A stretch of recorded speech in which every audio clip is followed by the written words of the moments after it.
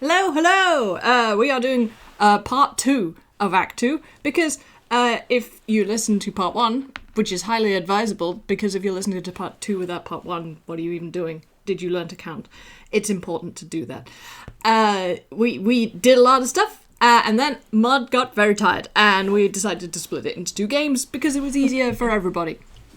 And I will just stop blathering a lot and let my players introduce themselves, because they are wonderful and lovely and you deserve to know who they are and who they're playing.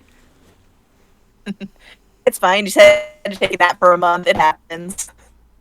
But yeah, hello everybody, I am Cartoon Kitsune, and I will be playing Ida Sliff, the very lovable spirit medium, legal aid, and all-around lovely lass. And I'm Samarath, and I'll be playing a completely distinct original character, Griffin Left Ace Attorney. Nothing but original characters here, baby. What's a bootleg? Never heard of it. Type of trousers? Yeah.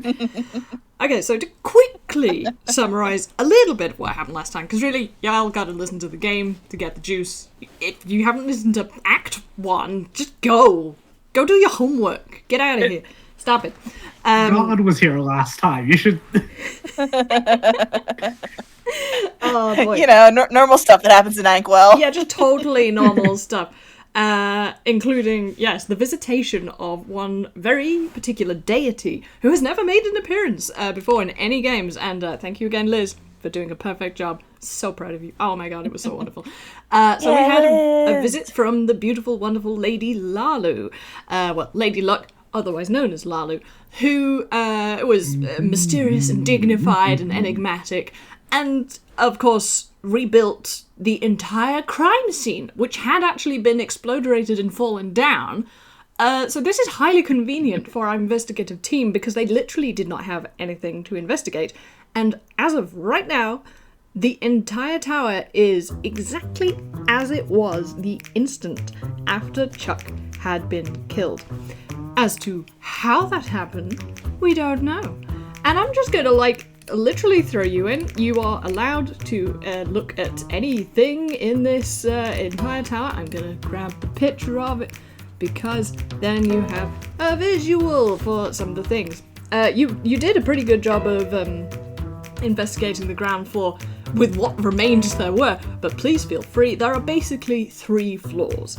I know Americans in the UK use different things for different floors, but there's 1, 2, and 3, okay? There's the one on the bottom, there's the middle bit with the big goofy smile that you can see there, and there's the part at the top, which obviously would belong to the boss man, the head honcho himself, Chuck L. Muscle.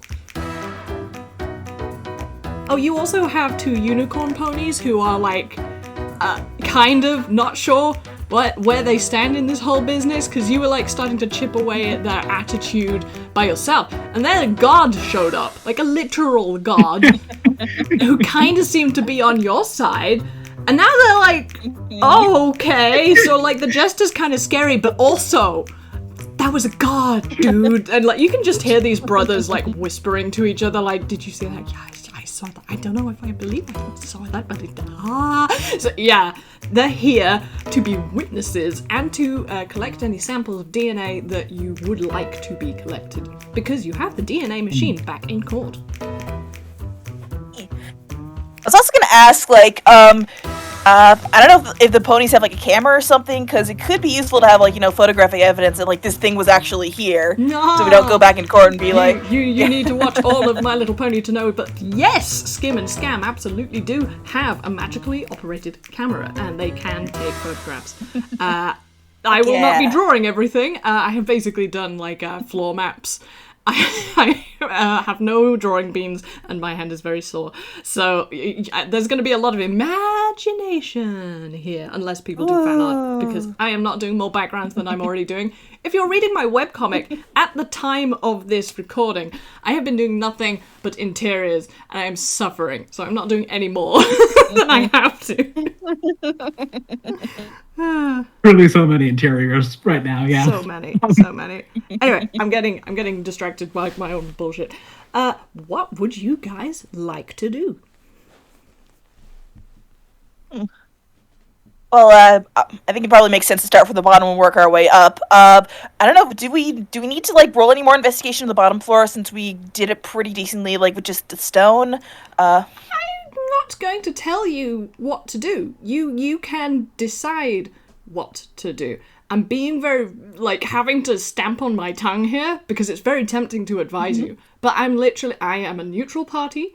What you decide to do is what you decide to do. I will say, however, that tick-tock, the time is counting down because Lala was a big help, but you still have to investigate this scene and get as much as you can before the sun starts to rise. And Skim and Scam will be keeping an eye on that. So when it really starts to be like, we gotta go, they will tell you.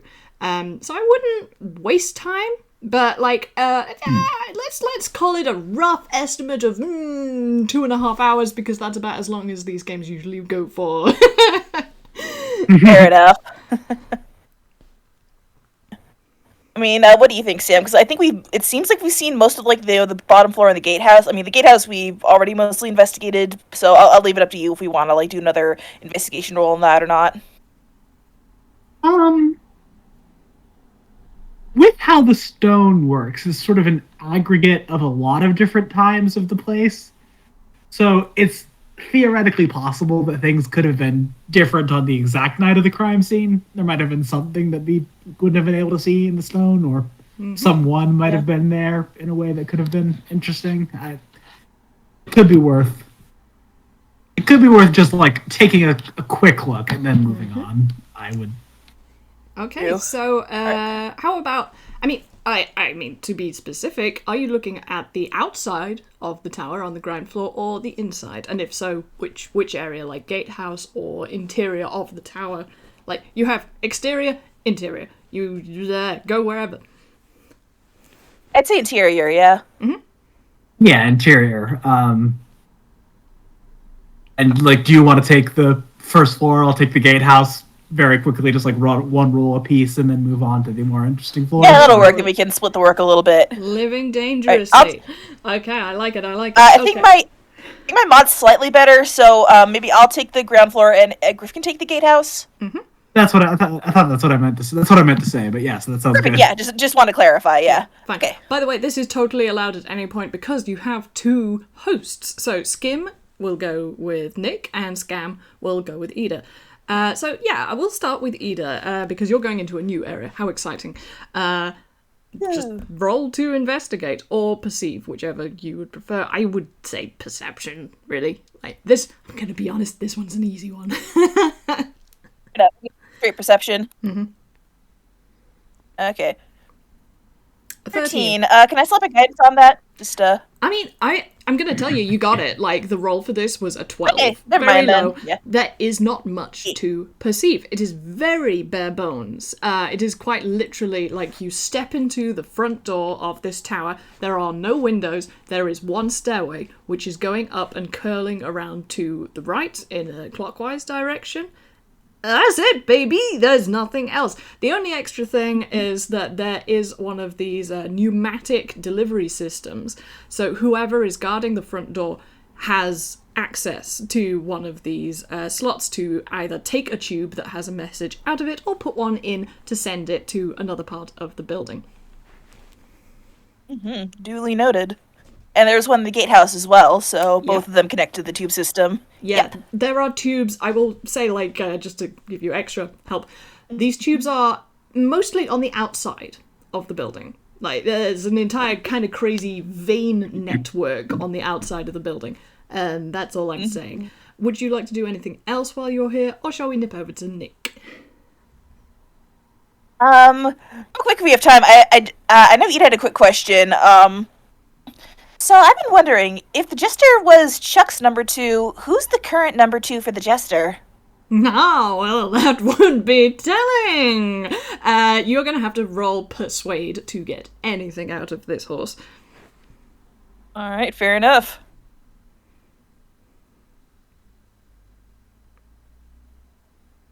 Can I slap a guidance on that one?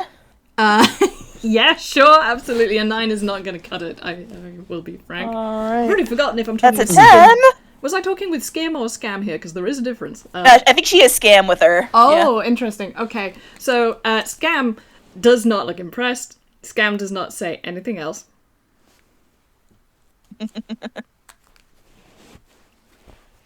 I mean, she just kind of like gives him a look and is just like, just kind of huffs, like, fine. Okay, yep, I think that really is all you're going to get. We'll do a little zip pan over to Nick, who's basically next door in this, exaggerated cartoon window-faced gatehouse, which, as you saw through the Seeing Stone last time, which you don't have anymore, the tragedy, it was a good trade, though, you gotta admit. As you saw last time, it is that was worth 500 gold, though. Yeah, it's a lot of burgers and or ramen. Don't worry. The guy who you're theoretictically saving the bacon of could almost cover that. Need to make him poor again. He's not paying us. The notoriously stingy man is paying us. Oh, yeah. Well, I mean, I was actually talking about Delta, but yeah, screw. You're gonna have... Yeah, I mean, he's going to pay you. How much that is... we're gonna get there. Anyway, you're in the gatehouse. It's basically a storage room, and there's a cot for if guard gets sweepy and needs to swap places with someone. Do I recall there being like barrels or crates or something in this room? Yes, indeed. There are barrels, which, as one would expect from a cartoon crime syndicate, are largely marked either with XXX or gunpowder, high explosives, gherkins, dried prunes, that sort of thing. There are a number of storage files, those sort of boring office-looking type files. There's one labelled simply X files, but the main use for these seems to be storing fuses. So there are short, long, and very long fuses. I'm going to poke around through a few of those to see if I find anything interesting, I suppose. That would definitely be investigate, then, if you would roll that. I have a much better investigation bonus, so I'm happy about that. Cool. Here we go. It's a game where we roll digital dice. That's a big number. Oh, that's a big number. That's 23. Well done. All right, you stick your highly practiced nose into every crevice in this room, and again, you find every nook and cranny. You gotta really get in there. Like, Skim's watching you, and you're like basically smear framing around the room, even though you're only like a half toon. It's just kind of impressive. Like, whoop, whoop, whoop. You keep poking things. I don't know if that's a hangover from a thing you did with another professor who likes finding hint coins everywhere. I don't know. But yeah. You find everything. You find everything in this room. So you find the pneumatic delivery system, much the same as the one on the gatehouse. No particular like fancy things to it. There's like a lever to make it go shoop, and a lever to just open it when it's gone shoop towards you. Like, don't stick your arm in there if you activate it, because vacuums are scary, kids. Don't lose your fingers. Don't do that. Not a good idea. With a 23, you know not to do that. You have like opened every barrel, you have opened every drawer, and you have opened every crate, box, whatever, biscuit tin in this room. There are no explosives. There's, like, no powder. There's, basically, there's no TNT in the TNT crates. There's, like, one of those bottles of XXX that someone's hidden in the sand, the fire sand that you have in the corner for, like, that's going to be really effective at putting out 10 tons of dynamite, I know, but yeah, it's Toons, maybe it would work. And in the fuses file, there's plenty of short and long fuses, but they seem to be completely out of very, very long fuses. Interesting. All right, I'm happy with that information. Okay. Would you like to ask, checks my hand, Skim anything, or would you like to rejoin your partner, or would you like to do a cursory scouting of the grounds, either or both of you? I'll turn to Skim and I'll just sort of say, don't feel too bad about it. smarter people than you have fallen for our little con here. What con? How dare you say that I could be conned? I am a con pony. Do you really think you could pull the wool over my eyes? He does look very suspicious, though. He's kind of like, what did you do? What? I just mean the bit where, it goes badly for us. You think you have us backed into a corner, and then or someone asks if we ask for something ridiculous, something that seems like it could never in a million years result in anything, like asking to, for instance, investigate a crime scene that no longer exists, and you go along with it because you think it's funny, or you think, it can't hurt. It can, though, and that's when things tend to start to turn around, so... Well, I have to say that the turn of events was quite unexpected, but I would say that this is not a con. No, indeed, you were quite honest. In fact, you were the dupee. But then the big lady came down from the heavens, and that was highly unanticipated eventuality. But a con? Never! You could never con a con pony. And he's trying to take solace in the fact that you didn't actually trick him, but... this happened, this was literally a hand of God thing. No one could have seen that coming, least of all him. Oh, for sure. Least of all Griffin, but Griffin does pretend after the fact that he had a plan going in most of the time. Yeah, I'm just going to give it to you because your insight is very good. You do notice that he is quite rankled by your your thread of phrasing it in this way is really abrasive, because Skim and Scam really do pride themselves at being con ponies. That's what their gig is, that's their job. Yeah. Anyway, I'll take a cursory look around the grounds, I suppose. Actually, Edith should do that. Edith has better perception than me. If you want to. We meet back up again, I'd say. Yeah, you meet back up outside the front door, and because you're down here and the weather's lovely, looks at the terrific storm that's constantly happening. Actually, the storm seems to have picked up since the tower reappeared. It's kind of like, oh, you're back! Yeah, let's get the party started. It was like, yeah, all right, this is what we used to do together. So yeah, okay, you're outside.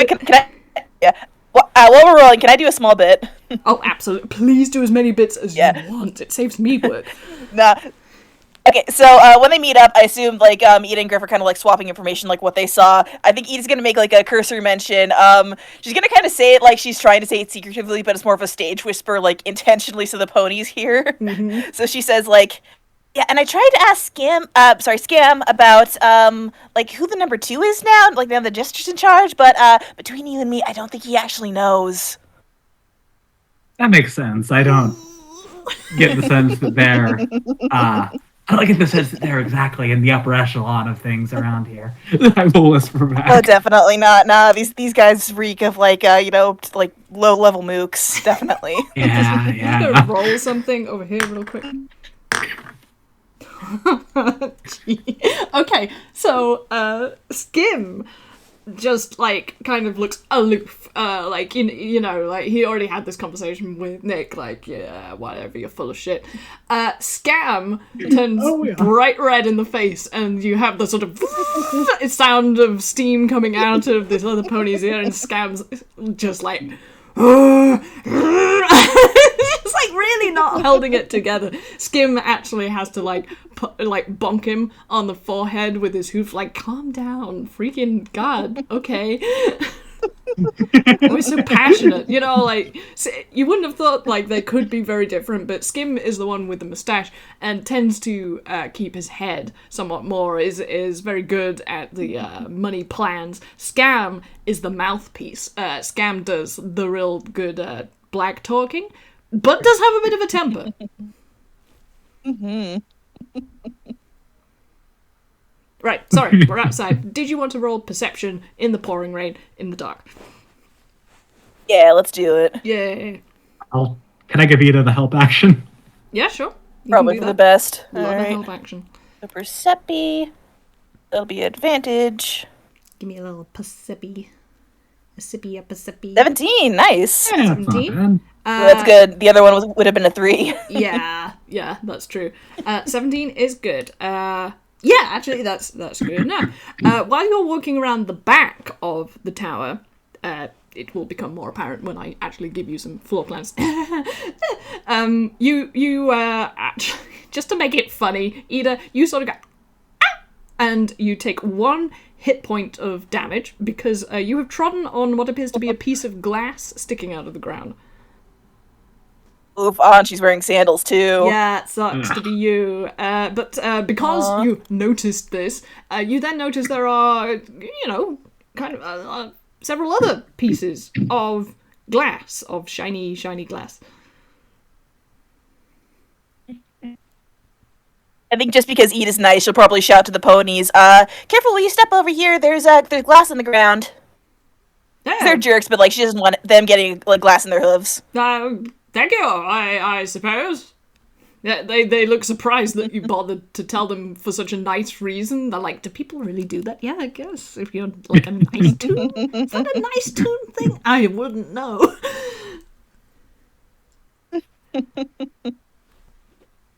Yeah, so we found a bunch of broken glass behind the building. Can we like look up and see if like there's any broken windows above us, or I don't know if they'd be like really high up. So. No, you can look, and pretty easily you can tell that there are no broken windows. None. Nada. Not a single one. Interesting. Does this glass... Oh. Yeah. Sorry, you go. Go ahead. You go. No, go ahead. You were gonna... I was about to like give you too much, probably. No, you go. I was just gonna ask, like, if this glass is like a flat plane, or if it looks curved in a way that it might have been some sort of glass object. Yeah, now we're doing puzzles. Okay, so imagine on the DS, on the lower screen, you have all these pieces of glass, and I'm seeing it. You're gonna slide the stylus around, you're gonna put them together. So I want you to roll dexterity, because they are sharp, and there aren't, it's dark, it's hard to find them all. So one or both of you can roll dexterity to puzzle piece this thing back together. I've got a 0 mod for that. What's your mod? My mod is also 0. Yay! Alright. So maybe we'll just help action like one of us, and you want to roll this one? Sure, I'll roll it. What's the command for advantage? It's put an ADV, like a space and then ADV after the D20. I was gonna say, I've never known how to do that. I just rolled twice. Yeah. Y'all so and anyway, let's... And for this, you Oh, no! yes. Oh no! Oh no! Oh Okay. man! So, you know how you trod on one and that like gave you like 1 hit point of damage? Yeah. Like Nick, you're gonna take as many. I'm gonna be nice. Like you take the same number as you have rolled. You take 4 hit points of slicing damage from this glass as you fumblingly put it together, because basically you have put some of the pieces together, but not all of them. So the outside is still jagged. Like you didn't find a complete shape.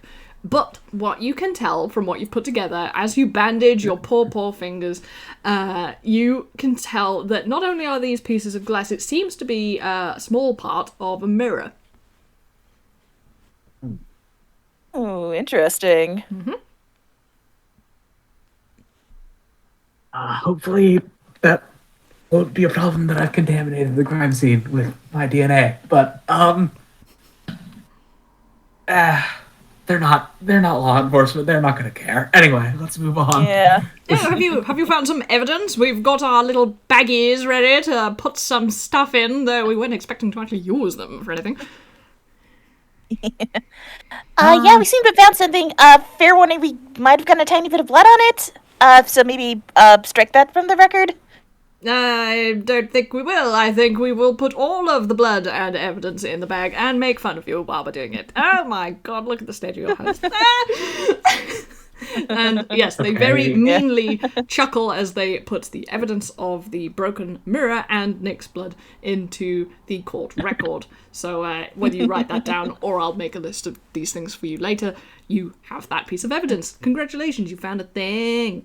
I will also I don't know that I love that they have my blood. Yeah, they have your blood now. Good luck with that. You can also add the missing, as it were, or lack of explosives from the gatehouse, because you didn't establish whether there was meant to be any down there, but there aren't any.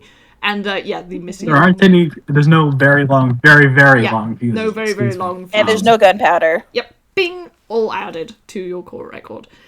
Okay. All right. There we go. Shall we get out of this miserable weather? Yes, please. Okay. You enter the tower. Eh. Where would you like to go inside the tower?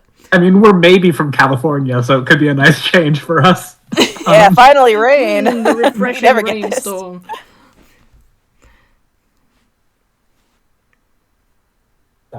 Yes. Also, for flavor, because Ida has thaumaturgy, and it looks like you can make like wind, like a wind blow with it. So yeah, she's gonna use that to like dry everybody off. Ah, that's cool. It makes like a hairdryer sound like.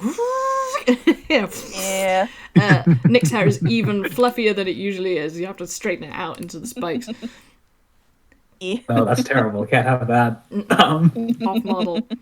I have to Okay. stay on model. Would you like to go to the middle floor or the top floor or somewhere else? There are other places you don't know. You might not know. Do you want to go to the second floor, just so because we're working our way up anyways? Yeah, that seems no reason to take more stairs than we need to. Okie dokie. I will find the relevant floor plan. Again, apologies for lack of art. I I will think I should paint do you the a same word number picture at the with end my of it. mouth Oh, well. that says things. Alright. So you make your way up to the middle floor with the big smiling window, and appropriately, this is the jester's office. As you can see, the door is partway up the stairs on that left-hand side, so you enter from, let's call it the west side of the tower. And there are big windows all the way to the round. And again, none of these are broken. They look very strong, actually. Like, just looking at these windows, like, from the distortion, the amount of distortion implies, like, that glass is really fucking thick. Like, this is serious business. Like, they're bad guys. They don't want people to be breaking in their windows and getting up in their business, Batman. So, you are here. What would you like to do? I'm guessing either investigation or perception. Yeah. You can do perception, I'll do investigation. I would say... My investigation's slightly better. Yeah. I think I would... Oh, okay, let's just both do investigation. Yeah, I would suggest that I would do perception, because that's looking around, and then you can investigate what you have perceived. Fair enough. fair. Okay, so we'll do perception first. Yeah, that's the main Alright. difference. Like, perception is just like a general looking around. Investigation is when you have seen something and you're like, what the fuck is that? No, nat 20 for Griff! Yes! Okay, My eyes, cool. they're functional. Nice. I mean, it kind of fits your Everybody wait for personalities. Griffin. It does fit your personalities, and especially Ida. This makes a lot of sense that you kind of like get weirded out by this room, because this is the jester's room, and the jester kind of knocked you for six a little bit. Like, he's like been pulling your strings, and it's not nice. And just entering this room immediately reminds you of that horrible, horrible man. And it's like it's like a car crash between a scientific laboratory, backstage at a circus, and a toy shop. It has all of these elements. So there's like striped circus cloth hanging from the ceiling. There's horns on the wall of different sizes, big rubber mallets, things like that.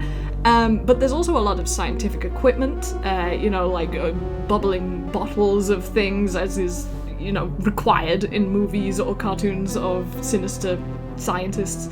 And there are toys, like shelves of toys. A lot of them just like, kind of unnerving to look at.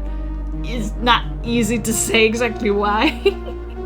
Ida deems the vibes in here to be rancid, as you have just typed out. Yes. Yeah. I didn't want to interrupt you, but yes, no, absolutely. like I want to hear what Ida feels about it, because that's basically what you perceive with your 12. You get stuck on the aesthetic. Out of curiosity, would you say that there's maybe, I don't know, like some like toy caterpillars with like really unsettling googly eyes or something? Oh yeah, sure, absolutely. That toy that you saw once as a kid and it freaked you out, it's in there. Yeah. Not great. Okay, if we're done there, I will get to Nick's wonderful 22, because you see all of this and you are more perceptive of what things are. So the squiggly-shaped bench in the middle of the room that you can see there is basically laboratory equipment. It's all very meticulous, actually. It looks very organised, and there are pieces of paper with notes on them. The shelves up to the north and to the right are basically the toys. There seems to be some, like, overlap of the two things. Like, sometimes there's, like, test tube bottles being held by teddy bears, which is, like, you know, you don't know if he's just being whimsical or if it's, like, a thing. It's like, is this on purpose? I don't know why it would be, but alright. And, to the south is basically all the business stuff, because as you've heard, the Jester was Chuck's right-hand man, and he did a lot of the organisation of the organisation, and his main desk, as you can see, is sitting down to the south, and to his immediate left there's the pneumatic tube, which delivers letters or takes them away, and to the right of where he would normally sit is the speaking tube. And for those of you who do not come from an ancient country like I do, where we actually still kind of have some of these in some old buildings, a speaking tube is a very simple way of communicating with people. You sometimes see them on ships, and it is a long tube, a metal tube, with like just a little flap on the end of it, and you talk down it. You would assume that this is connected to the room above, because the tube for the speaking tube goes up through the ceiling. I feel like I've probably seen that in like a movie or something, so I think I know what that is. Yeah. Common system for butlers or, places which are not too far away so your voice doesn't get too distorted. They're amazingly effective. Mm-hmm. I have used one, it's amazing. I think I've seen things like that in like a playground once. That's what I was thinking of, yeah. Ah, cool! Yeah. I've never come across one of those.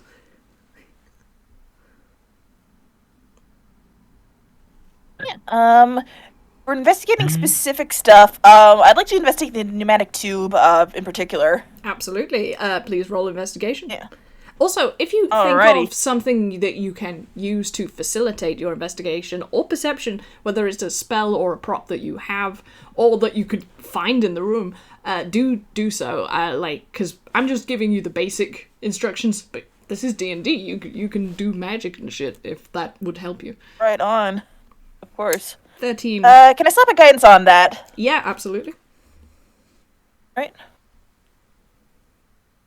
Okay, that is a 16. Nice. Yep, 16 meets it, beats it. So as you're looking at this pneumatic tube, you're just kind of fiddling with it because you're like, this is neat. And Nick's kind of like about to be like, please don't stick your fingers in there. I want you to have fingers. But she absolutely would if you didn't stop her. Just as you're like rummaging about, you tread on something again, but this time it doesn't hurt you. It just feels a bit weird. So underneath this pneumatic tube, you find a tiny strip of rubber. It's just like a random, really small piece of something rubbery. It's colourful. That's all you get, though. Colorful piece of rubber.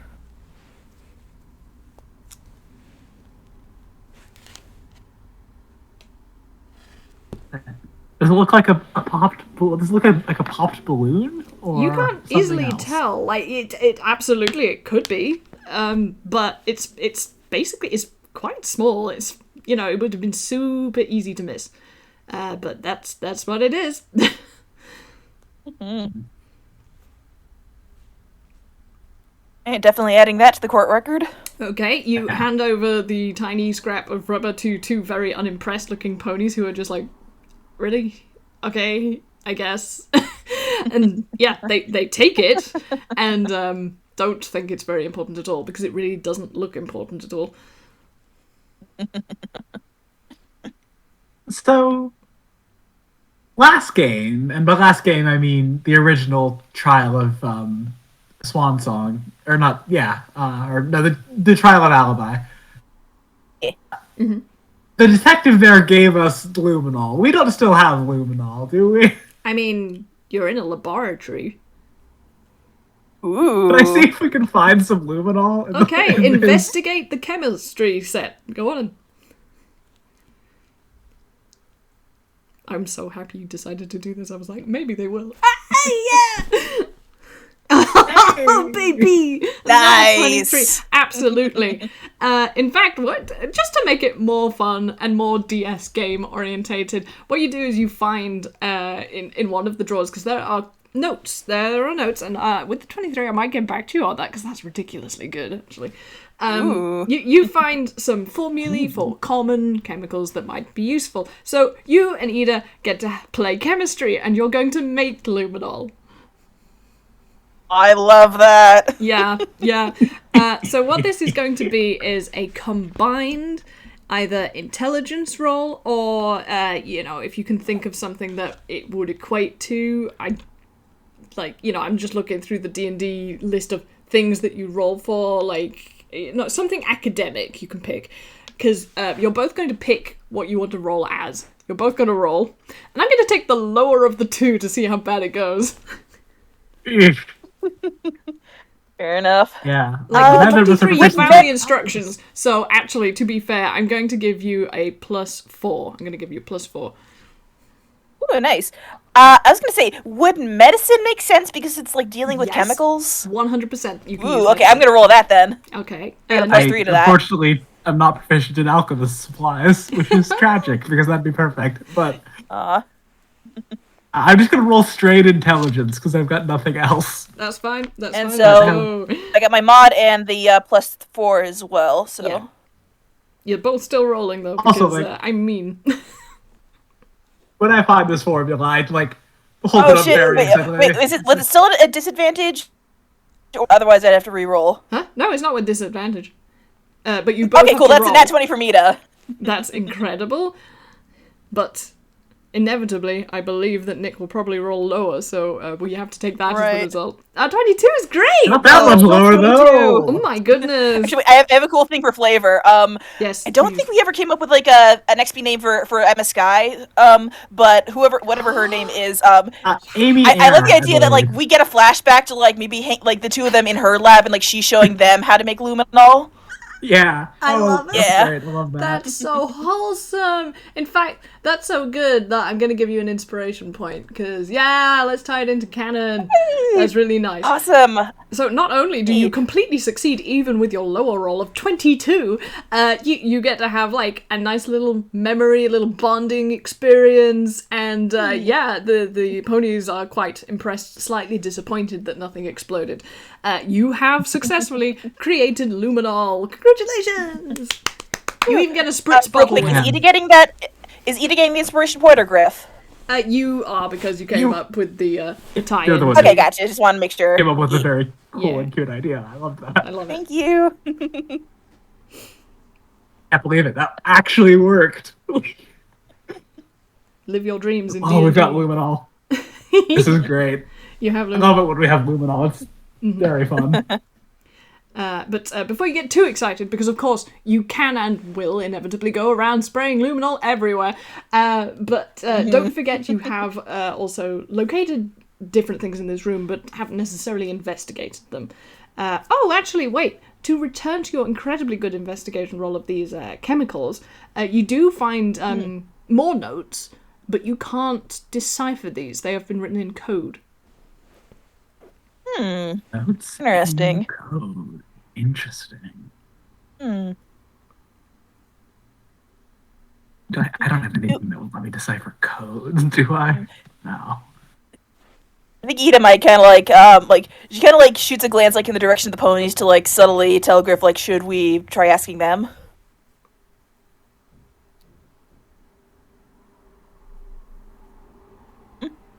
Hello, guys.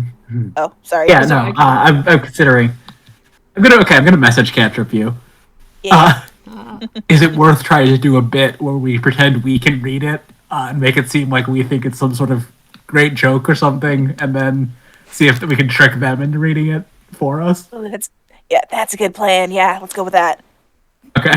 Okay, I want you to do your bit and then roll performance, whichever one of you has the stronger. Actually, you could do deception. You could do deception.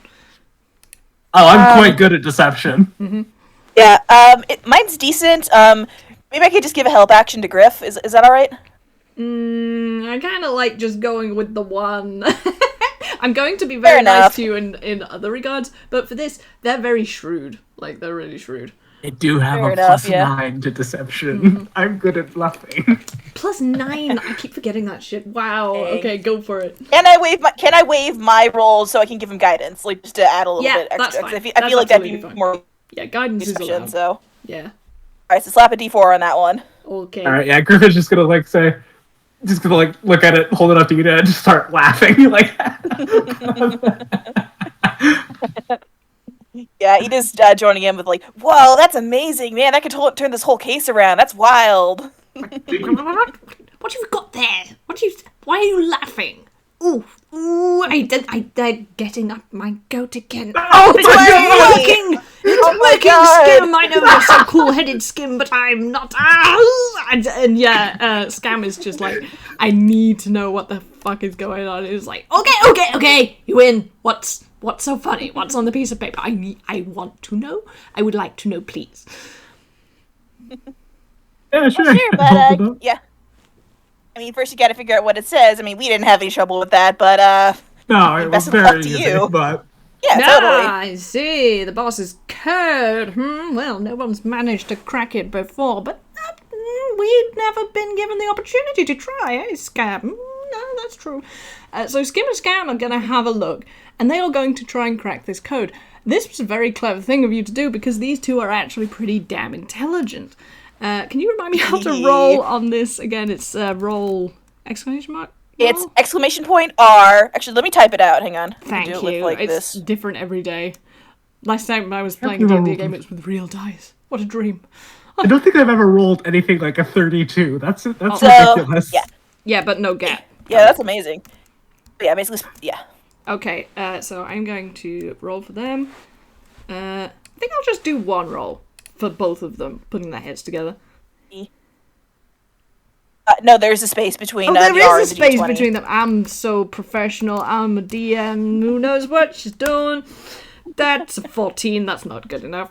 Okay, yeah, they try, like, you even see their horns start to glow a bit as they're trying to, like, use magic to decode what they're looking at. And in fact, you kind of see the piece of paper fighting it. Like, there are sparks coming off it. Like, whatever they're trying to cast to decode this is not happening. The jester has done something to it to prevent magical interpretation. And they just... Interesting. Oh, fine! Keep the wretched thing. Or do you want me to add it to the court record? I don't suppose I could give them bardic inspiration.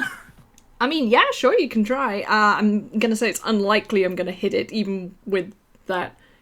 So all right, I won't bother. Was it really then. high? The It's last It's one. really Yeah. high, bros. It's really high. Like, if I'd rolled a Fair net enough. 20, they would have got it. But yeah, it's very hard to crack this code.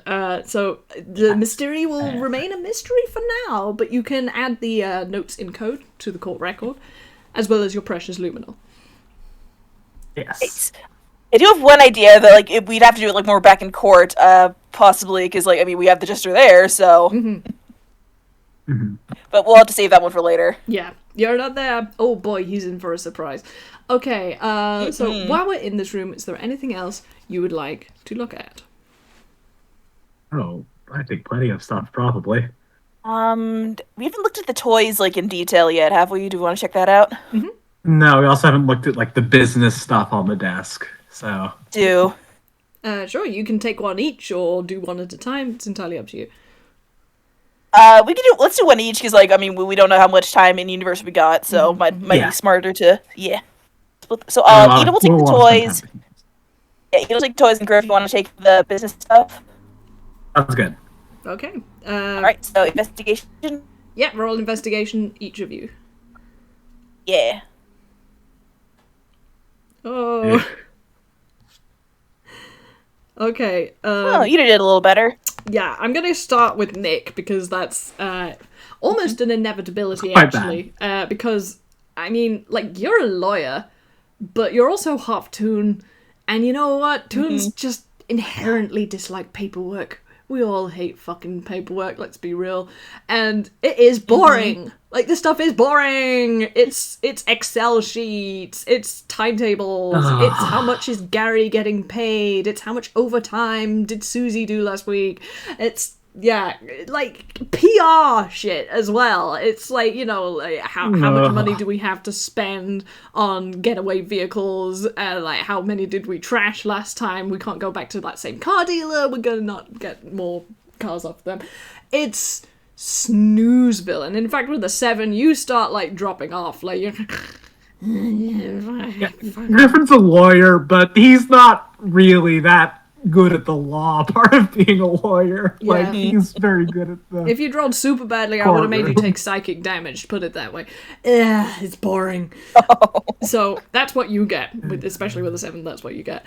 Ida, however, you're face to face with your slightly nightmarish, like you can imagine that slightly creepy nursery circus clown music. It's just, yeah, everything has too many eyes and they're big and shiny.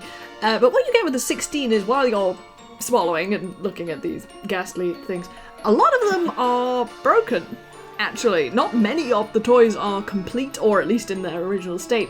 Most of them are broken, decapitated dolls, mechanical things with their inner workings removed and scattered about. Just like, yeah, it's kind of morbid. It's kind of morbid, that's the word for it. And yeah, some of them are like holding scientific implements, and definitely some of them have been like arranged in an amusing way. Like there's straight up like a doll in a guillotine. Haha, how original, the jester. I bet no one's ever done that before. But yeah, there's these things. Yeah. That's what you get. Most of these toys are broken. Not cared for, definitely not loved. Yeah. Not a cozy atmosphere in here, gotta say. Yeah. I think internally Ida feels like a little bad for all the poor toys just like ripped open like this. From this, she'd probably be able to tell that like he was taking the toys apart, like not trying to repair them or anything, right? With the 16, you really can't tell what the fuck he was doing, and you're kind of freaked out, man. Griffin has fully abandoned the paperwork and come over to look at the interesting stuff Ida's looking at. I mean, sure. You basically are going to get the same impression. No, I'm not. Yeah, I'm just gonna ask. I'm just gonna ask specifically. Is the doll in the guillotine anything like? Does it have any specific features that are interesting, or I'm just curious about the doll in the guillotine? Nah. I mean, if we want to be witty, we can say she looks oddly French, but let's not get too far into that. Marty cut off a tiny bit. What'd you say? Marie Antoinette. So yeah. Okay, gotcha. Yeah.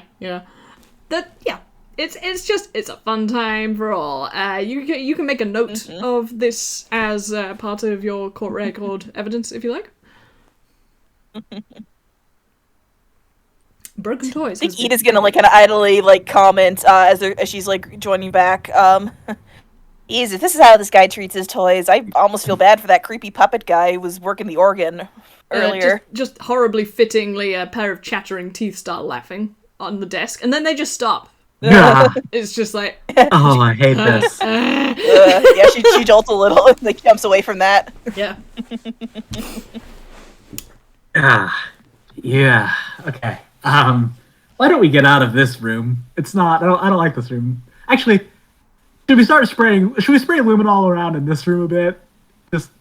We haven't gotten to that yet, so we'll do our cut to a montage of these two just like taking one half of the room and just spraying every single surface with luminol like excessively. Yep.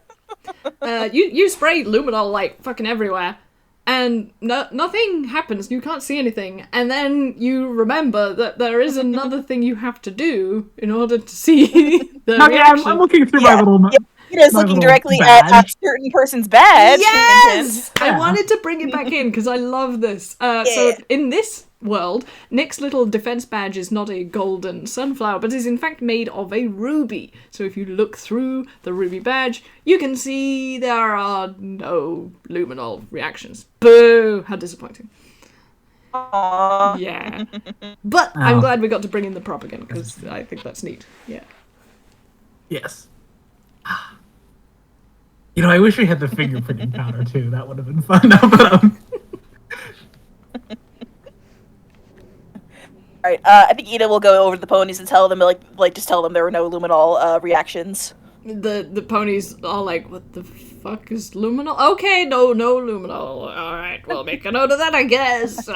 Sure, why not? I think Ida will be nice and like give them a brief explanation of like what luminol is and how it reacts to blood stains. If only so like, they can like do their dang jobs properly. Almost rather like, sweetly, know what the heck's going on. in total synchrony, they both go, and it's like, they're almost cute for a second, and then they're like, I bet this will be useful. Yeah, okay. It's like, you're still assholes, damn it.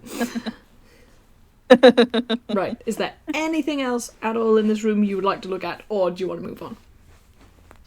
I think we're good, right? I look at the inside of both pipes real quick, just like glance in. Yeah, sure, okay. Well, Ida already had a look at the inside of the pneumatic tube. Oh, right, okay. As she Never confirmed, mind. you confirmed that there is nothing else. But you look inside. And no luminol reactions in there either, No, right? there's no luminol reactions in either. However, opening the little latch and looking inside the speaking tube, you do notice, but because like you actually bothered to go in and have a look inside specifically, I'm not even going to make you roll. There is a residue of something, and it's very, very fine soot. Very, very fine. Oh, interesting. Like, there's not much of it, but it is there. Like, it's enough, like, if you put your finger in, you come away with dirt. Can we get one of those little baggies over here? Yes, master. Anything you say, master. And sarcastically, they take the grot from out of the speaking tube. They're just like, well, I mean, who dusts inside a tube? You're really pulling at hairs right now. That's literally our whole thing. But Clutching at straws, pulling at hairs. I got the wrong expression. But anyway, congrats. You found the soot in the pipe. Very good. all right. Hey, there wouldn't even be a tube or any dust in there if not for, us calling upon Lalu, so... Yes, Please a don't do thing that we again. planned and did on purpose. I see, yes. All right, I will say that we're coming upon the hour. It might be a good time to take a little break, just because my back hurts a little bit. So should we do 5 minutes? Oh, yeah, no, definitely. 5 minutes and then get back use more to water, it? so... Yeah. All right, I'm going to pause the recording. Great. Right. Thank you very much for playing and for doing backup, Kit. Very, very important to do that. Absolutely. Lest we Thank you so forget much and for that. lose. Yes. All Of right. course, yeah. I'll be right back. Yeah, 5 minutes. We'll be right back. Play the elevator music. And we're back. Okay, or we will be after I've done the editing. Yippee! Right, we have just finished investigating the Jester's room. Sam and Kit are just tearing it out, y'all. I'm so impressed. I think this is going to be like a 2-hour game. I'm like, woo! That's great for me. That works for my back. You take your mysteries and just devour them like delicious cookies. They're so good. And like at any point, if you two want to do comedy bits or just talk to each other in character about what you found, about how you're feeling, about what you're worried about your horoscope you read this morning, just go ahead. Yeah, I was gonna say, Griff, you can definitely tell that, like, after your whole little heart-to-heart, really, it is like a lot better. Like her usual pep is like a lot. It's not as forced as like was before. You can tell like there's a difference now. She's like legitimately like doing better. So that's definitely a good thing. That is, yeah. I think Griffin recognizes that and is. Yeah. Cool. Our friendship, baby. Yay, power of friendship. In fact, you seem to be exuding a sort of positivity glow. And, not gonna lie, like, the ponies are kind of finding it a little bit infectious. Like, they're a bit excited. They're kind of like, ooh, we might actually solve a mystery. Because, like, initially they were, I'm gonna say they're, like, still, like, 70% sure that Delta just did it. Like, because who else was there to do it? But also, like, you two are so optimistic, and you've done this much, so they are curious to see where this goes, you know? Mm-hmm. Yeah, I mean... It's a bit weird So, being like, constantly followed by the sound of, like, 8 hooves going clip-clop everywhere up the stone towers. Yeah, plus the clack-clack of Ada's sandals, and, Yours probably has like the more like loafers or something, more normal footsteps. Yeah, Nick is the quiet. Yeah. Cheap loafers that he's worn for too long, probably, but yes. They probably squeak slightly. You gotta have the comedy squeak on a shoe. Of course. Oh, yeah. See, they're just going upstairs. It's just like clack, clack, clack, clack, clack, clack, clack, clack, squeak, squeak. And with that, I assume that you're going to the last floor of the tower. Yes, we are. As you can see I from the imagine outside. so. It is a bit skew-if. So the first thing you really notice when you enter this part of the tower is that it's tilted. Like, you go in and you're like, oh, that's unsettling. And everybody who comes into Chuck's office is immediately, quite literally, thrown a little bit off balance. And he always liked that, because it put him at an advantage. So this is... We're getting a little tilted at the towers, lads. Yeah, tilted at the towers. And Like it's so, here you get like it's so tilted at the towers. tilted at the towers. Anyway, you get a stark reminder of why you're here, because you enter this door, and it's the end of the stairs, as you can see. You're basically at the topmost part, as far as you can tell, of the tower. And you come in this door, and you don't even have to roll perception. There's a heap of black ash on the floor. Ooh. It sure is. Yep. So yeah. Oh, it's definitely the crime scene, all right. Gutter, the drain that we were told. Like, it's tilted because of the blood runoff issue, right? That's Yes, what we were so told. as you can see, the drain is to the northeast, as it were. Basically, yeah, top right over there. And that's the lowest point. When you walk in the directly opposite, that's the highest point. So often Chuck would be sat at his desk and whoever he was talking to was on the other side. So there was always, like, he had a power stance. Like, he was always slightly higher than them, even when he was sitting down. Also, he was a big guy. You're looking at that chair. It's quite a big chair.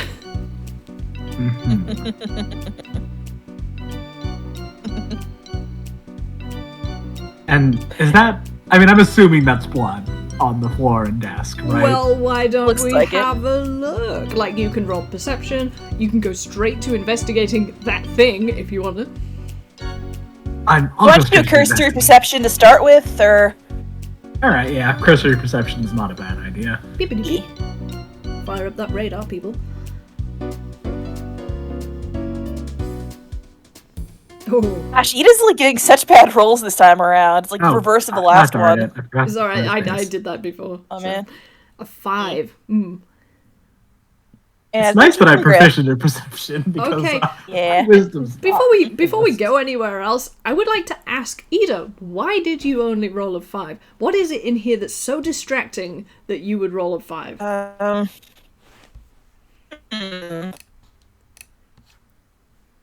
So much going on in this room that like she's not sure where to look first, so she's kind of like just glancing around, is like, is it that or that, or is that something over there? Like, there's just like so much to look at, it's a little overwhelming. Fair so enough. she's like not I'm really actually sure where gonna to give start. you, I'm going to give you not like a drawn piece of art. I think it's public domain. Please don't be mad at me. I'm pretty. Yeah, it is.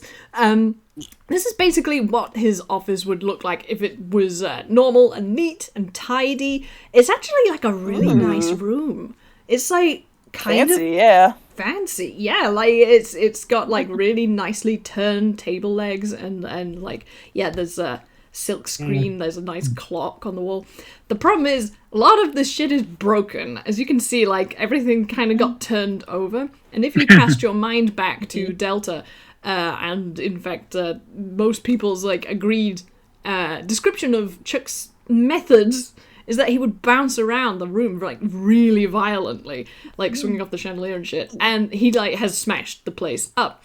But fortunately there are these cantrips called mending, and so it was never a problem for long. But you are seeing like basically the most disarray that his office is in, usually, including a giant heap of ash, which presumably is said Chuck. So, yeah, Ida, you're kind of distracted by everything. Maybe the shiny chandelier is just too much for you to take your eyes off. You're like, ooh, pretty.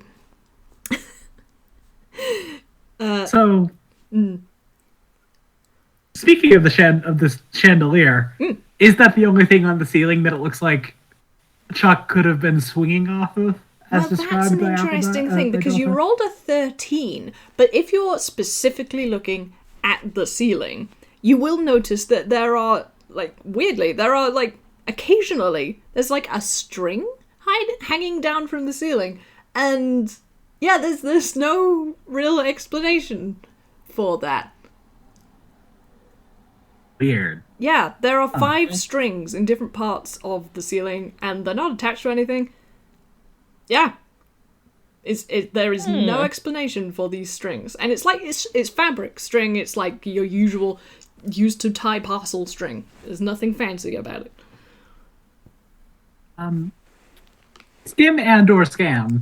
Do you know what those strings are for? These two have actually been kind of staying in the doorway, and you just get the impression that they've never been in here before. And they're curiously looking around, and they're just like, wow, the boss is really good tasting. I know, right? Imagine if we had a place like this. Oh, imagine. Fewer stairs, though, absolutely. Sorry, what would you say?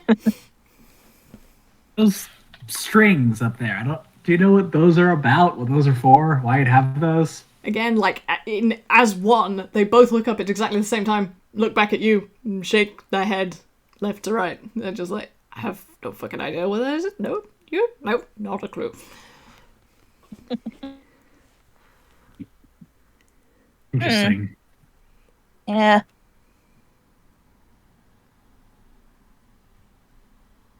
Should we try getting close to look at those? Oh, maybe boulders and see from up there. I caught half of that. You went rather robotic at the beginning. Could you? Oh no! Could you repeat that, please? Okay.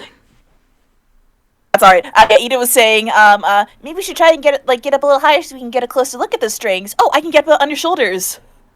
Oh, yeah, for sure. Let's try that. Da, da, da, da, da. I'm not going to make you roll athletics. Yep, you get up on Nick's shoulders, something that you've done doubtless countless times before. Yep. Yeah, you can see the strings better, but they are strings. They don't seem to go, like, into the ceiling. They're kind of just, like, taped to the ceiling. Ida's gonna poke at one of them.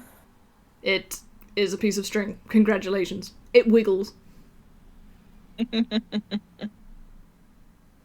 really see if it's, like, connected to anything. Nope. Nothing at all.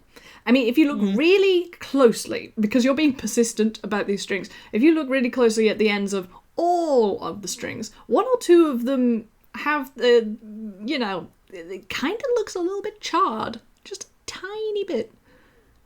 Interesting. She's gonna try and tug on one of them, like, see if that does anything. It comes off the ceiling in your hand, and the two ponies go... Because they were expecting something terrible to happen, like water to start pouring on you, or slime, and they're kind of like, ah. Ida kind of like... Yeah, Ida, like, paps the string, like, against the ceiling to try and get a stick. It falls back. She does this a couple times. Yeah.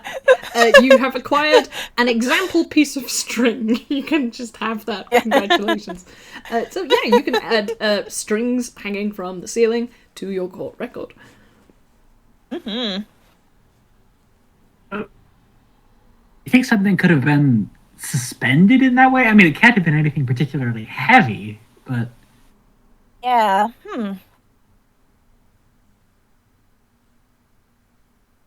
Interesting. Anyway, we actually rather ran away from that because you rolled a 13 for your cursory look. So I will return to what Nick actually had just saw. And in fact, probably is having a better look at now that, Ida is on your shoulders and she's occupied with the strings, but you're just, like, turning around in a circle looking at the crime scene. So yes, as you've observed, there is this drain, this gutter that runs around the entire room, and it looks very clean. You can't see anything from where you are, like, in the gutter. There's no blood in the gutter. Haha, comic stroke, if you get it. Good job. There's the same very thick glassed windows. Here it's just, like, immediately to the outside, though. In the Jesters, you may have noticed there was, like, a double layer of windows, because they, had to cross the corridor of the stairs. So he had, like, a window in the wall in his office, and then a matching window in the wall of the tower outside. so you could see all the way out. This was also so that you could see into his office if you happened to be walking up the stairs and you were his boss and you wanted to check what the fuck he's up to. But that's a different thing. So yeah, you're looking around this room. It's like a really cushy place. Like, he was the top dog. He made this place nice. Like, this says a lot about the taste of Chuck L. Muscle. Like, he was a funny guy. He was a big guy. He had excellent taste. He had nice things.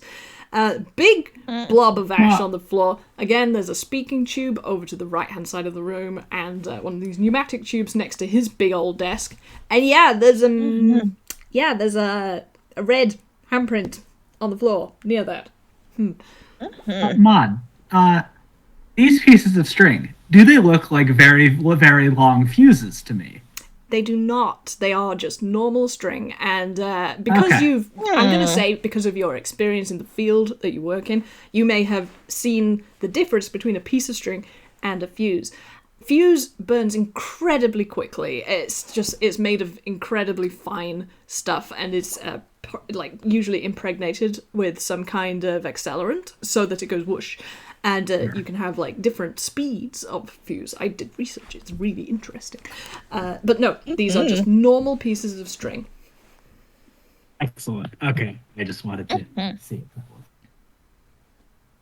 All right. Sorry, I did not mean to cut you off there. No, not at all. I had finished. That was it. Okay. So, no reason to beat around the bush. Should we start with the red handprint? Okay. Definitely. You walk over to this suspiciously familiar three-fingered handprint, which almost looks a little bit avian in the shape of it, and Skim and Scam, as aforementioned, have a camera, and they're like, oh, yes! The jackpot, look at this! And they get like a really nice shot of it and the big pile of ash in the background, and, you know, there's even one with like, you know, Skim's like, oh, get me in the picture. Like posing with it, like, look, boss, we did a good job, we got incriminating evidence, yeah!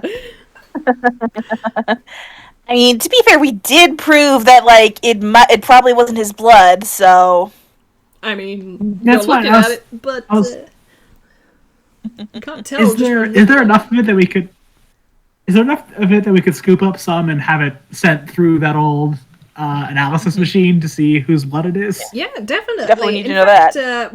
While you're doing that, you notice it's oddly thick. This dried blood is quite thick. It comes away quite easily. It's quite easy to get a sample. So definitely, you have that, and you can do a DNA test when you return to court. Okay, just real quick, I am going to get a bit of it luminol sprayed just to make sure that, like, this is actually blood. Now you're thinking. You spray it with luminol. It does not react. Oh, interesting. That's not blood. What? What do you mean it's not blood? Look at it, it's blood, it's red, it's gooey, and incriminating. It's red, it's blood, it's red, it's blood. No, that's not true. I've seen a lot of blood in my time, and this is too thick, and also it doesn't react to luminol, which is a bit of a giveaway. Nah, but, well, let's see now. You're part real kind, aren't you? Yes, that would explain the boring appearance and all of that sort of thing. So not all toons have... Have you seen my hair? Touché. Touché. I mean, that is very... Yeah, that's a lot, actually. Are you sure about that? Well, I'm not your barber. I'm not going to give you advice. The customer is always right in matters of taste. Anyway, the point is... Toonkind's physiology is not necessarily the same as a real kind's. Just because this blood doesn't react in the same way as yours doesn't mean that it isn't. You see what I mean? I suppose. I know toons... Yeah, toons typically bleed ink, right? Or I guess it can vary depending on the kind of toon, right? I want you to roll medicine. Or nature. Ooh. Medicine.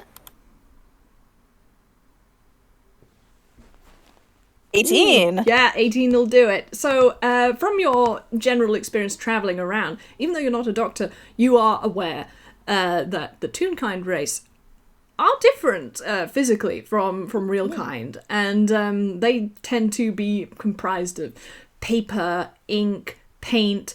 If you're talking about a Hausen, they can be comprised of clay. Their makeup is quite unique, and if you've watched any of Professor Woodlig's little new lecture series on DNA, their DNA signatures are quite different from real kind. So while you do suspect that Skim and Scam are trying to be a pain in the ass and fill you with doubts, as they have no doubt been paid to do and certainly told to do, they do actually have a grain of truth, of reasoning to this argument. It is hard to disprove that right now. Alright. Well, at least we know it's probably not real kind blood then, so we can roll that out. You definitely can Yeah, I note down suppose that so. there was no luminol reaction to this matter, whatever it is. Can I'm pretty sure I know the answer, but can I luminol spray the gutter just to make sure that, like, the luminol's working? Yeah, it works. Yeah, it works Yeah. real good. Yeah. Yeah, it works really good. Like, you see how the gutter is coloured blue? Yeah, it's blue. Like, they clean the place, but there will always be traces. So the reputation, the fearsome reputation of Trochellar Muscle is not without basis. But also, you don't know what kinds of blood were in this gutter. So while it's interesting that there is a total discrepancy between this reaction and the lack of reaction from the handprint, it doesn't necessarily prove that one is not blood and the other is. It's one of these annoying things where it's circumstantial. For sure, but it does at least show that the luminol, we did actually make the luminol. Oh, you did. Because You we haven't made got- perfect luminol. Like, Exactly. with the 23, this is like top-notch luminol. You made quite a lot of it. You can, like, keep that shit, I'm pretty sure. Okay.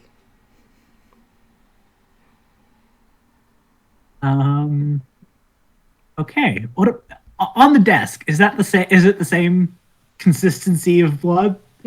Well, if you're going to investigate the desk, then you shall investigate the desk. All right, I will investigate. Alright. Get out your magnifying See. glass. Ooh, don't Hey, go. nice. not You're bad. rolling hot. Yeah. That's good. Okay, I'm Yeah. doing very well. 100%. It's definitely the same material, and if you like imagine like that I'd drawn it better and bigger, you can almost identify that there's a locus, a focus in the middle of these spatters, and normally you would suppose that these splats had originated from the splat of whoever it came from, you know, the person. But here it actually looks like the origin of this scatter pattern is on the desk. When I look directly upward to where what are any of the strings directly above the desk? No, but that's a wonderful thought. I commend you for the idea. But no, there is nothing on top of the desk.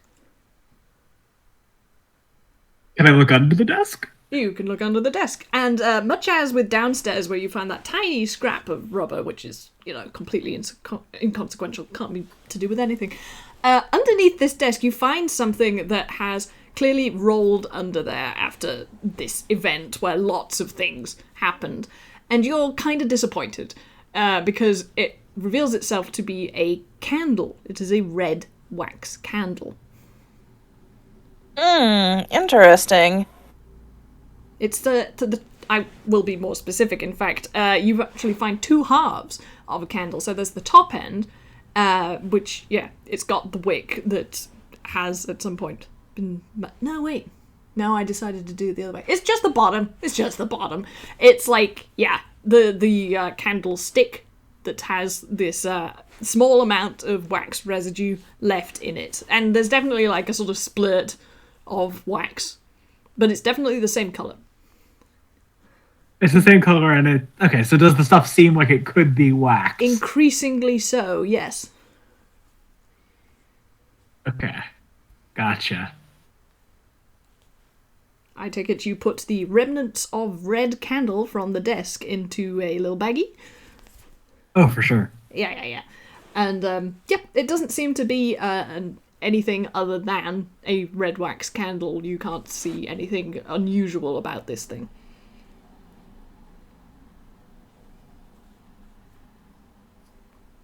Like, I will say for free, like, most of the candle is not there, but it may have just, like, mostly melted down. It's just like, yeah. Yeah, I was gonna say, well, that's not blood. That's not good for our third-person theory. No, it's not. Oh, that's actually a really good point, Ida. But we have other theories. I want to. I'm just gonna look inside the pneumatic tube real quick. Yeah, sure. You have a look, and there is nothing. Absolutely nothing inside the pneumatic tube.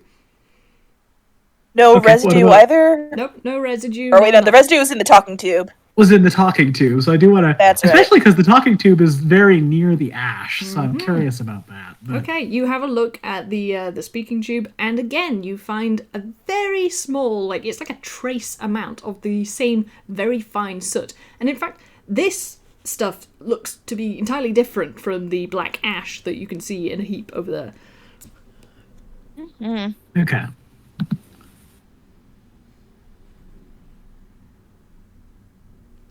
Well, so, Maud, I kind of feel like I see something pink under the ash. Is there some furniture under that? I mean, you haven't looked at the ash, you haven't investigated the ash, you haven't poked the ash with a stick. I'm not going to tell you anything. Fair enough. Want to do that next? Yeah, sure. All right, investigation. You investigate the ash. Ashes to ashes. At least one of us will. Hey, we both did good. God, why am I even making you roll with these 20s? Ugh. A 14 and a 20, that's fine. Ida, you're kind of like, it's like probably a body. I don't want to touch it really. I don't know about that. Nick, you just fucking get in there.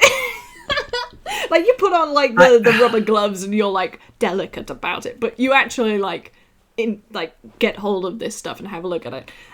It's ash. It's black ash. Yeah, it's ash. Because this is basically the instance immediately after the death of Chuck L. Muscle. It's only just happened, so these ashes are fresh. They are like still slightly warm, which is disconcerting temporally, if nothing else, because you realize that really this is the resummoning of a moment, not just a location. This is fresh. You may as well have just walked in after this had happened.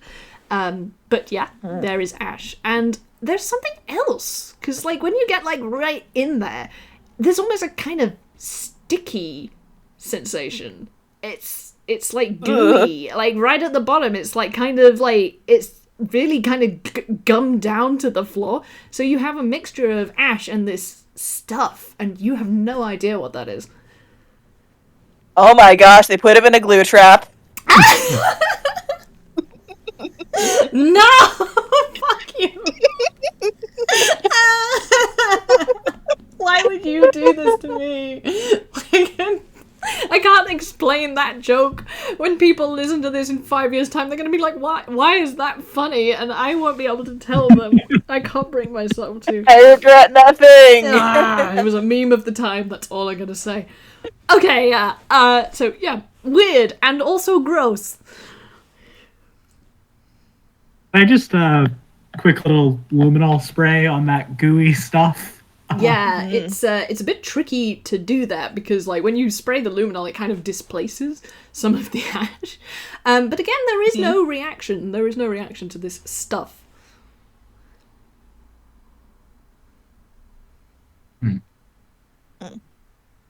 On the other hand, the nature of tunes, as you have just revisited, is they are not necessarily made of the same stuff as you and Ida are. And you don't know what kind of tune Chuck was. In fact, you know comparatively little about who he was and what he was. I do have something.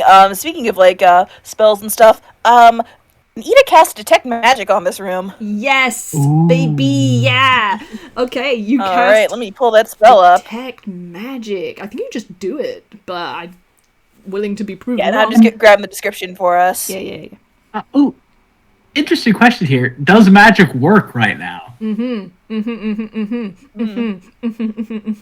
So, you cast detect magic, and your hand hurts, or whatever part of you it is that you try to cast magic from.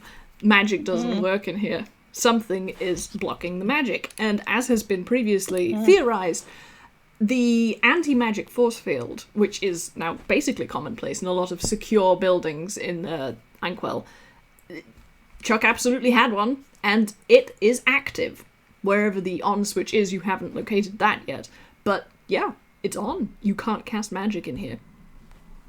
All right. Well, technically that is good for us because proving that That's huge, the anti-magic yeah. field was on, that means that like Delta couldn't have cast like even with wild magic. Delta couldn't have cast magic, and Delta has no motive for premeditation that we know of. So this is actually Exactly. great. I love this. Yeah.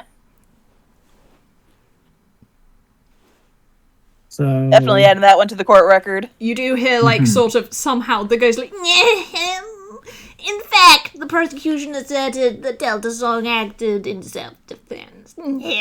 And then this, like, thought bubble of Nitpicker disappears and floats away, and you're just like, why? Why was I able to hear him? Yeah. Why? The That horror. Ito is swatting at the thought bubble. It just drifts away. No, go away, go away. I'll be back. Ask thaumaturgy to blow it away. Actually, no, you can't. You can't use thaumaturgy in here either. She just blows it away, like just with her breath. Yeah, it's gone. Don't worry. Like an unwanted cloud of midges, the cloud disperse.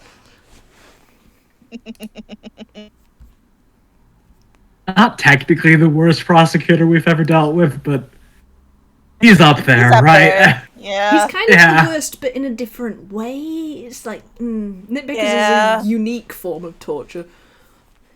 Like, he hasn't tased us, which is That sort is of... a plus. I will give you that. I haven't been whipped into unconsciousness yet, so there's, I mean, Just throw coffee at us. you haven't gone back to court yet. Anything could happen. I mean, now that the engineer's Yeah. there, like, who knows? Explosions are probably happening right now. Yeah, but he's Yeah. on our side. well, explosions are not necessarily known for discriminating about who's on what Fair side. enough. Should we try and look for the switch, do you think? Yeah, sure, you Yeah, can let's have a do look. that. Where would you like to investigate? Because obviously it would not be somewhere very obvious. Right. And Griff wouldn't have seen anything like underneath the desk, like a switch under the desk when he was looking down there. Oh, that's a very good point. You were underneath the desk. In fact, it is not underneath the desk. What about under the chair? Hey, there you go. Okay, I have a mental image because Ida likes to sit in spinny chair, doesn't she? Oh, absolutely. Yeah, Ida spin. Okay, Ida does the thing of sitting in the big boss's cushy chair and spinning around, and click, you find a button underneath the chair. And nothing seems to happen, but you get the feeling, just because you have magic, that you can probably use it now. There was a sort of tingly feeling. Like, okay. Ida has like the biggest smile on her face. She's just like, I did it! I found the thing! Griff is like on his hands and knees under a desk, like, under like a shelf somewhere, like, oh, yes, okay, good. Do you want to try to pick magic now? Nick, just like, hear me out. Do you bump your head when Ida? Yes. Aw. I'll take damage if you want me to. Yeah.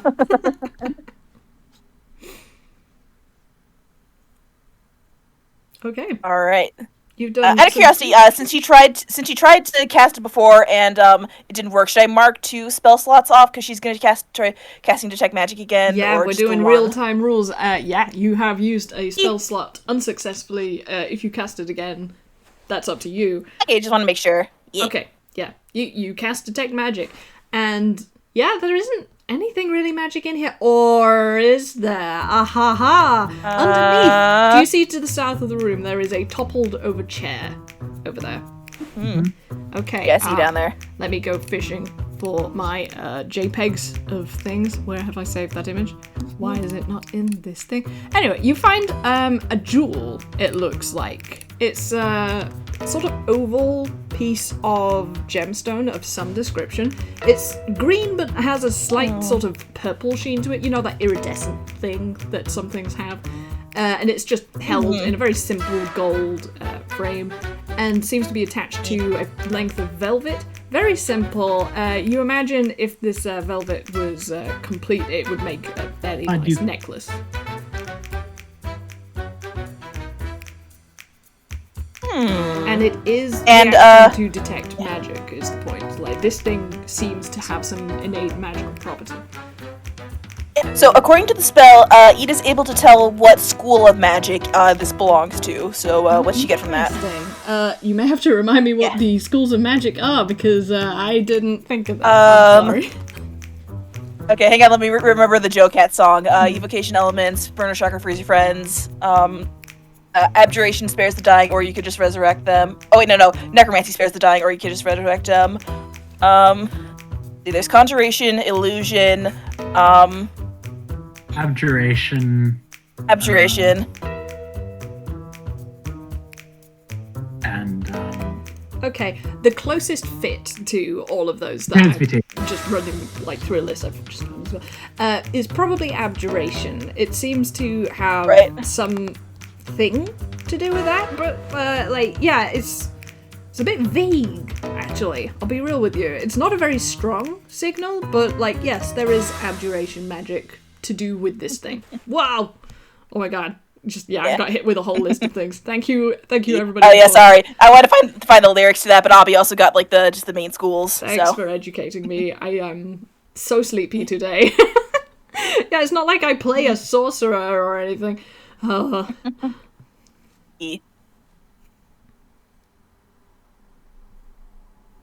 So abjuration to it's like protection magic, basically.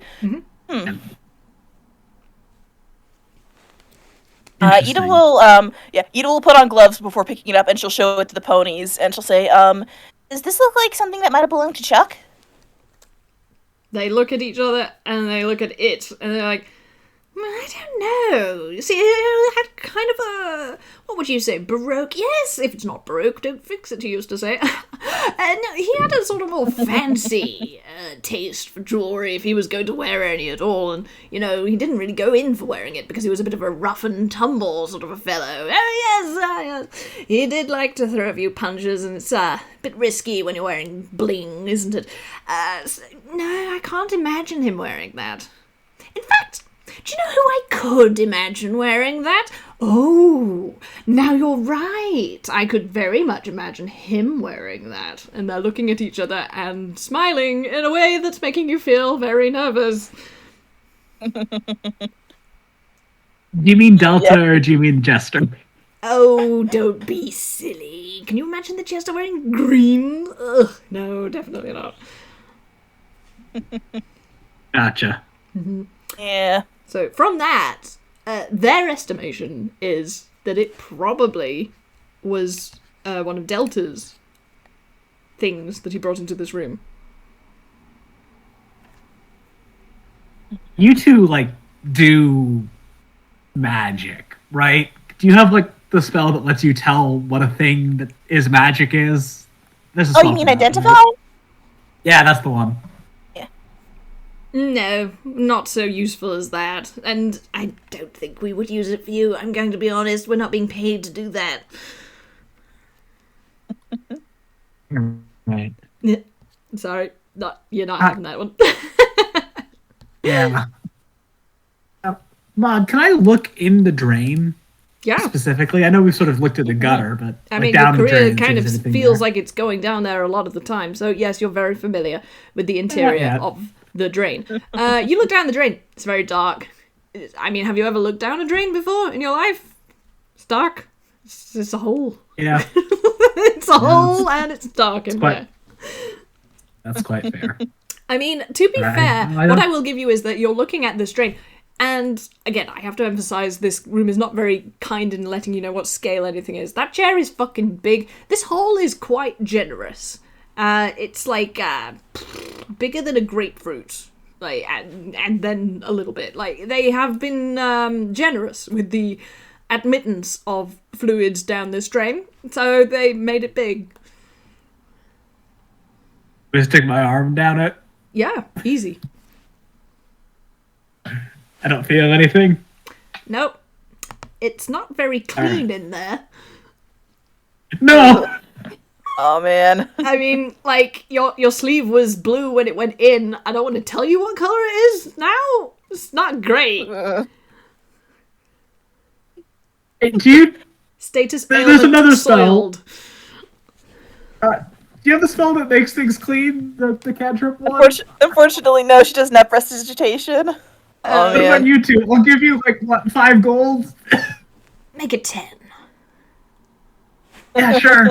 Okay, yeah, that's enough. They take 10 of your gold. 10 gold for a prestidigitation spell for one sleeve. But hey, it's making them money. So not mark down 10 gold, and you have a I clean, did. clean sleeve. Clean sleeves. Okay. So Edith's that was just shaking her hilarious. head like, Yeah. Edith's just shaking her head like, if we really need to teach you how to haggle. I mean, you have raised an interesting point sort of by accident, because while you have been investigating inside, there is still like a network of pipes on the outside, and there is like the outside of this building that you could, if you felt like going climbing outside, you could investigate parts of that. But before we get into something insane, is there anything else in this room you would like to look at?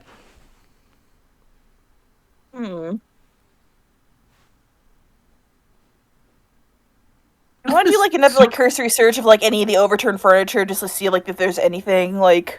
Yep, you can do that. I will give it to you for free. You don't find anything. Alright. You might be at risk of Okay. getting some splinters, but that's about it. I mean,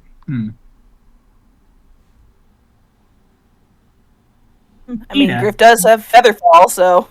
Yeah, but Yeah.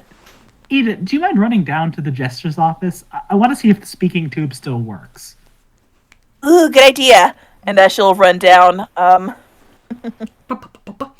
Skim will accompany you, just so that you both have someone noting what you're doing at all times. Of course.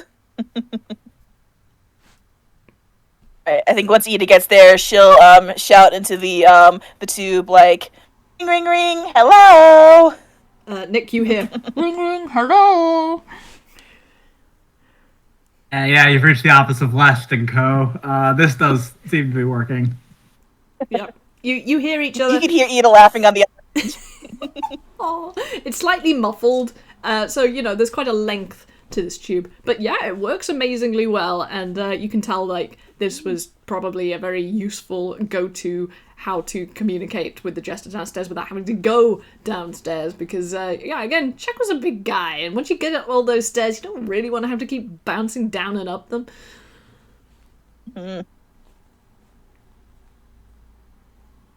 Okay. Interesting. We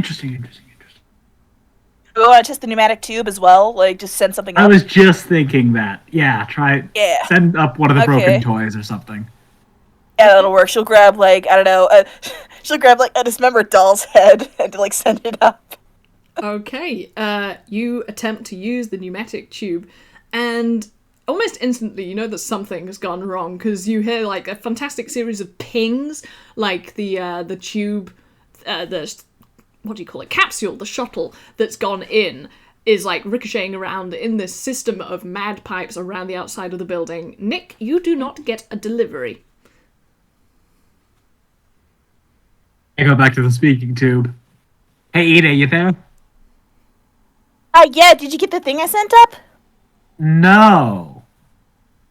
Really? Huh. I know. That's interesting. I think we might need to go out to the outside and look at the pipes from the outside, which I'm not looking forward to because it's probably going to be me doing that. But I mean, you do have Featherfall, so... Yeah, I know, I do. I mean, are You ready to come back up here? Are you going climbing? Yeah. Like, you're just going outside? This is great. Okay, Yeah. I will have to ask you how you are doing this, because the main network of pipes is basically around the neck, like, well, not neck, like around the middle of the face of this cartoonish tower. So, like between Chuck's tower apartment and Jester's room, there's a lot of wiggly stuff, and you can probably make out that there is a very rickety ladder for maintenance, and you can climb up the ladder, or you can use some sort of flying magic. How would you like to get just to be very clear, is this a ladder or is this a step ladder? Sorry. It is a ladder! You get an inspiration point! Yes! I thought I was going to sneak it past you, but I didn't. Congratulations! You got the ladder puzzle. Woo! wait, I have a bit. Okay, when they see the ladder, Naida's like, hey, maybe now we can finally settle this debate. I mean, we've got a couple other people here to weigh in on it. Well, but this one actually is a ladder, though. Oh, yeah, you're right. Dang it. Yeah, it's one of these, like if there's like a fire escape or a way up onto a roof in New York, that kind of classic, for a gangster hideout, of course you would have one of those slippery, very dangerous black ladders. So you lower down the lower side and you start to escalate the ladder. I'm gonna ask you to roll me athletics just to see how well you do. It is wet. It's quite a long way up. This was like a barter you into acrobatics here. I mean, unless you're doing circus acts on it, I can't really take that. That's completely fair. Yep. We being mean today.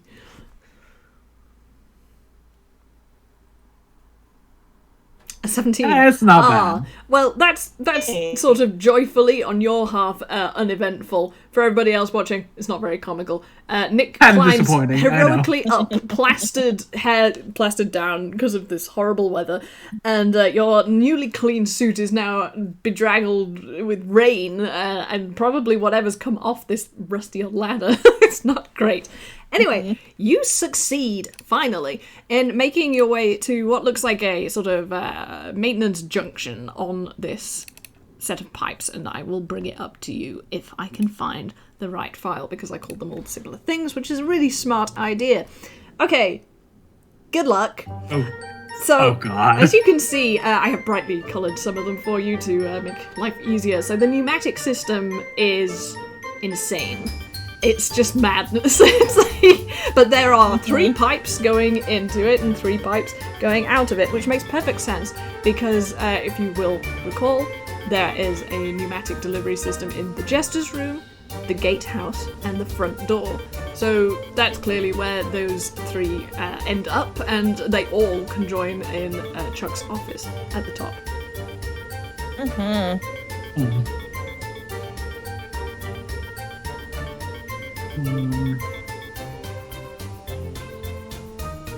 I mean, you can make life easy for yourself and just investigate it, or do anything else you like.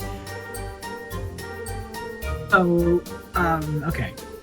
I can tell which one comes from the Jester's office, and I can tell which one goes to the Chuck's office. Is that, like, in and out? I'm not gonna make life that easy for you. You can't tell where anything goes. It's insane. Alright. Also, these pipes do disappear into the wall at some point, and after that, you can't tell what it does, basically.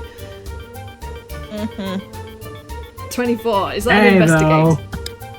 That's investigate. Okay, fair enough. And to be fair, like, you're running out of time. This is, so what you would naturally do is have a look at these spinny wheels, these valves, and instantly you start to realize that some of them are completely rusted shut. Like, you can't operate those wheels. So I have colored those wheels red, so you cannot spin those. They are locked in place. Okay. I'll spin the ones I can, then. I'll see what happens when I spin the one right next to Pipe A. Yep, they seem to open and close the pipe. Mostly, it seems like they're open or closed. Shit, where did I actually save the solution to this puzzle? Fuck! It's okay, Ma, take your time. This is almost a bonus. I wasn't fully expecting you to find this, I will be honest. You two think with your brain cells while Mod has a small panic attack in the backstage department. Go either up. Okay, so A can go to the left. A can also...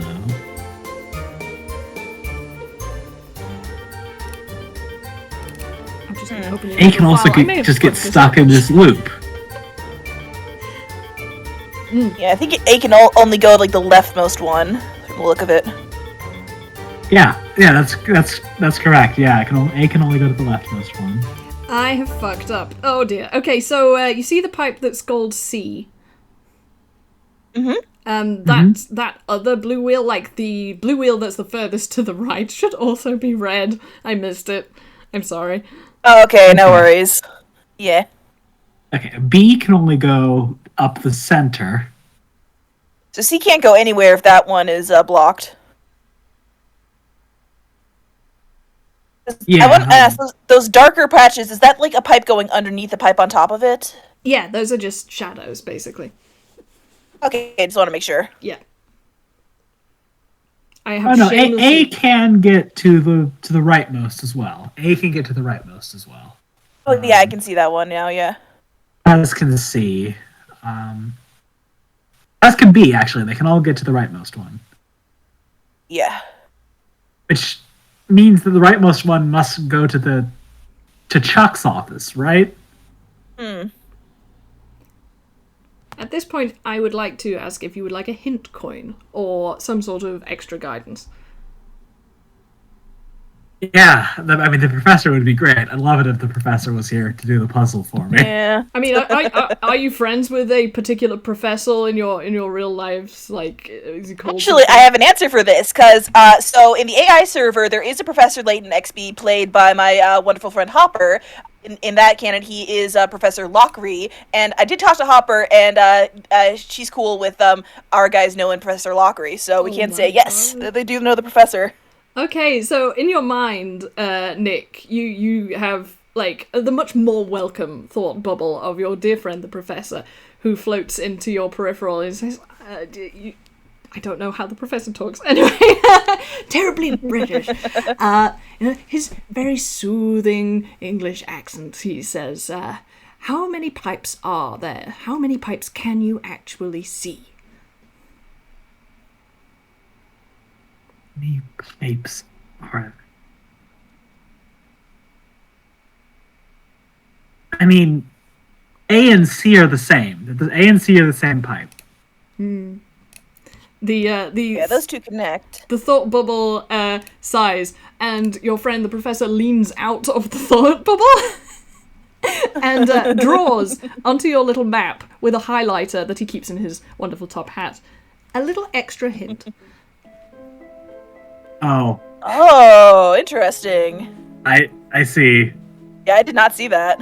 Well, you weren't meant to. It was meant to be very sneaky. So, again, the yellow pipes are the pneumatic system. But this pipe to the left, you're very familiar with this pipe, Nick. You just stuck your arm down it. That's the... Oh. Why would the gutter connect to the pneumatic tube system? Maybe it's not normally supposed to.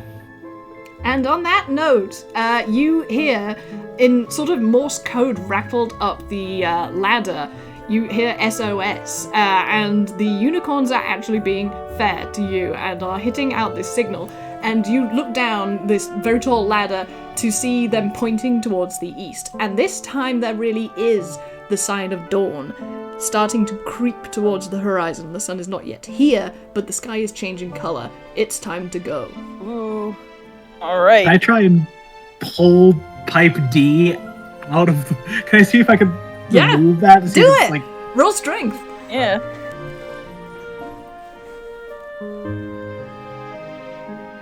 16. I mean, I kind of want to give it to you, but I need you to describe it for me, like, because this is going to be difficult. You're on a slippery ladder pulling a rusty old pipe, or what should be a rusty pipe, off the system. I think Griff falls, but keeps a hold of D. Yes! So it comes with him. Yes! While he It's casts like a Featherfall. fucking bridge. I love it. I love it so much. Yeah, you do this thing, and in slow motion, you look at the piece of pipe in your hand, and it's much newer than the drain pipe. You feel like this is a recent addition. It's a recent weld job. And, you know, you can perceive all this as you're falling, because when you fall, your adrenaline accelerates your perception of time. This is true. You can actually see time better and faster when you're like in a high stress situation. So a flash of lightning illuminates this pipe and the recent weld job in your hand, and you realize that the drain was attached to the pneumatic system in the jester's office. And I think you better cast that Featherfall real quick. Oh yeah. You do so. I've described this before.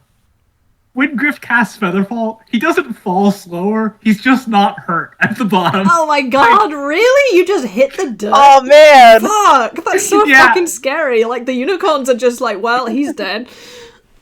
Yeah, Ida's definitely like a little bit rattled. Like she knows that like Griff has survived like some pretty bad falls, but even then she's rushing down the stairs to like, get to him. Oh my god. Ugh. I can't believe you've done this. That's I'm insane. okay. I'm okay, Ida. Oh. You're so powerful for this. I'm also gonna, like, just be absolutely real with you. I think I completely fucked up the rusted over wheels. I'm looking at the solution and I'm like, I just did the wrong things. What? I ballsed that up. You know what? I'm gonna fix that for the actual video so people can solve this. I gave you an impossible problem. I'm really sorry. It's been a hard week. I gave you an impossible It's all problem. good, Maud. No, I I'm fucked sorry. up. Well, anyway, you have the solution, especially with your very heroic end of the game there. And yeah, you hit the floor and get up and brush yourself off and you're fine. Yeah, Ida reaches the bottom and like breathes a sigh of relief. I'm okay. Sorry. That was And to be fair, hitting the dirt is not going to hurt as much as going back to court, which is what you're going to do. And I hope you will join us all next time for a better prepared, maybe less fucked up, Act 3. Whether it'll be the final game or another part 1 and 2, we'll have to see. There's a lot to do. We're gonna get there. We're gonna get there. We'll sort out what day we're running that game. Thank you very much. You did very well finding so many things so quickly. And yeah, we've hit exactly, basically 2 hours, which is great. Great job. Good. Hey, good job, gang. Well done. That was so much fun. Yay! Thank you Sorry about both that so dungus much. move at the end. I contrite. I whipped myself. I am ashamed. Professor Layton frowns at me. I will never recover the shame. So, is what we're meant to see is that the pipes that connect to D, which is also what connects to B, are all supposed to be rusted over. Is that what it's supposed to be? I'll post the correct thing when I've made it. I'm very embarrassed about that, actually. Anyway, the point is D connects to the rest of it, and you weren't supposed to see that, initially, but it is there, because he's a sneaky bastard. He's a sneaky bastard, the guy who did this, who you definitely don't know who did that. Who could it possibly be? Who could have done such a dastardly thing? Who could be the villain behind it all? I don't know. Anyway, let's go ask the jester next time, okay? I trust him. Yeah, he seems like a nice guy. He seems like a trustworthy guy. The smile Seems like on the that? up and up. Yeah. I mean, you could also ask his boss. And we'll see you all next time! Yay! Yee, bye, everybody. Hey, farewell. Bye.